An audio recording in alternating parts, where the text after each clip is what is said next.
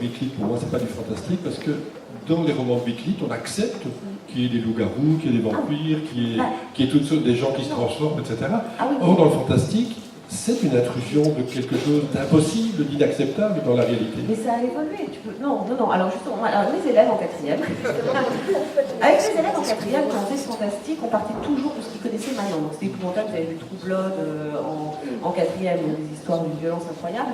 Mais on partait toujours de ce qu'ils sait maintenant. On a accepté le fantastique du vampire, par exemple, a évolué dans ce sens-là. À l'origine, c'est un monstre.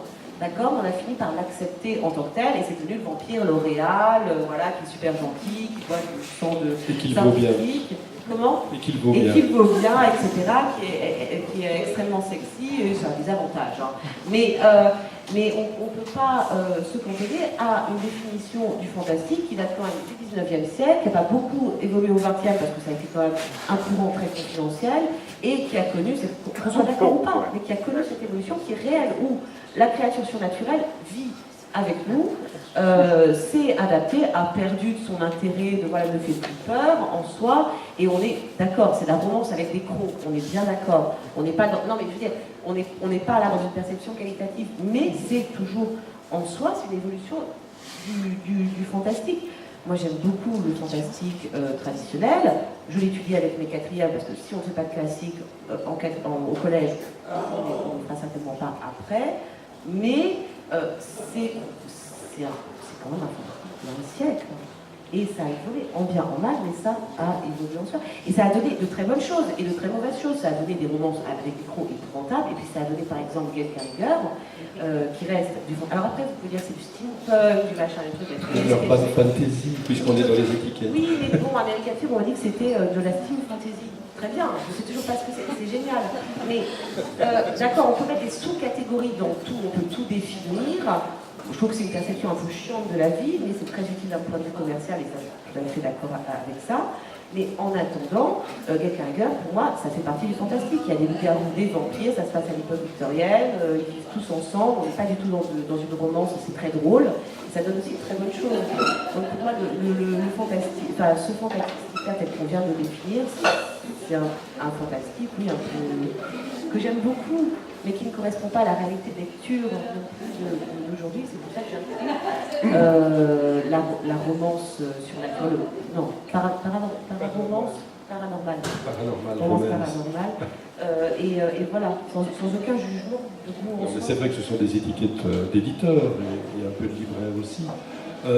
Il n'empêche, moi, il me semble que les grands romanciers fantastiques d'aujourd'hui, enfin écrivains fantastiques d'aujourd'hui, sont plutôt des écrivains de thrillers.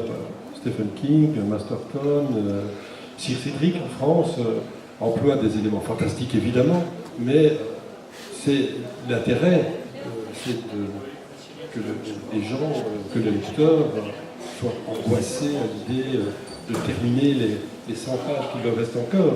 C'est vraiment du thriller. Ce que je voulais ajouter, c'est que vous citez Stephen King ou d'autres. Je pense que c'est pour eux un prétexte pour parler des humains, c'est pour parler des choses humaines. Alors, après que ce soit fantastique, après qu'il y ait des étiquettes d'éditeurs ou pas d'éditeurs, ça on s'en fout un petit peu finalement. L'essentiel, c'est un matériau comme un autre. Alors, mais l'essentiel, c'est vraiment oui, pour la plupart des auteurs, c'est de pouvoir parler des choses humaines et de faire ressentir, oui, notre humanité à nous, avec nos failles, avec nos blessures. En tout cas, le cas pour Stephen King, ça c'est certain. Donc après, bon, que ce soit un genre ou un autre, que ce soit plus ou moins fantastique, qu'il y ait des vampires ou pas de vampires, qu'ils aient des grandes dents ou pas des grandes dents, à la limite, on s'en fout, quoi. Est-ce que le seul point commun, ce ne serait pas tout simplement le fait que toutes ces créatures sont des créatures qui nous mettent en contact avec le passé? C'est une littérature qui pointe le besoin que nous avons de nous relier au passé.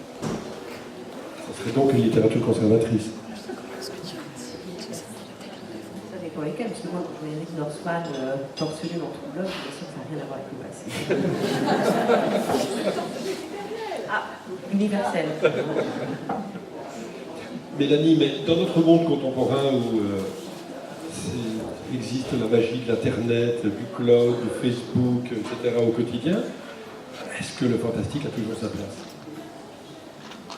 J'ai envie je repensais tout à l'heure en disant, j'ai tendance à commencer à répondre à ces questions en disant est-ce qu'on a 2 heures, mais je ne blague pas vraiment, c'est bon, est-ce qu'on commence par définir ce qu'on appelle le fantastique, ce qui l'englobe, etc., qui n'est pas très intéressant en soi. Oui, comme disait Anne, il existe toujours quelque part, il a muté, il en est fin. Je pense qu'il est encore partout et qu'il y a moyen. On parlait de King par exemple, c'est intéressant quand on relit King, y compris ses romans des années 70, il est toujours ancré dans son époque. Moi j'ai beaucoup rigolé en lisant, je crois que c'est dans Dead Zone, que j'ai lu tout récemment. Il y a un personnage qui parle du téléphone, qui vient d'arriver dans tous les foyers récemment, et il râle contre le téléphone parce que c'est une intrusion monstrueuse. Et on peut plaquer ça sur maintenant, je sais pas, l'arrivée du téléphone portable, Internet, etc.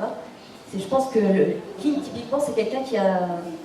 Ce qu'il a peut-être apporté, c'est cet ancrage vraiment dans l'époque. Il va citer même les tubes qui passent à la radio à telle époque, et il évolue avec ça.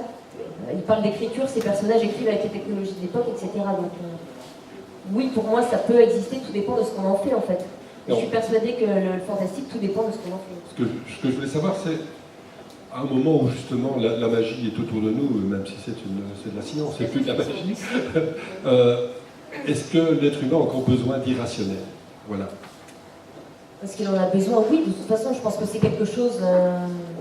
On parlait de rapport aux angoisses, etc., que ce soit avec technologie ou sans. Donc il y a même des angoisses liées à la technologie, de toute façon. On peut écrire sur ces angoisses de la technologie, c'est quelque chose ça touche à quelque chose d'éternel et d'universel pour moi. Alors je pense que je vais peut-être laisser la parole à d'autres qui sauront mieux en parler, mais je pense pas que... Moi je crois que l'être humain a profondément besoin d'irrationnel, et plus il le dénonce, plus il le combat, et plus il s'efforce de ramener l'humanité vers une vision claire et maîtrisée, et plus l'irrationnel revient par la porte.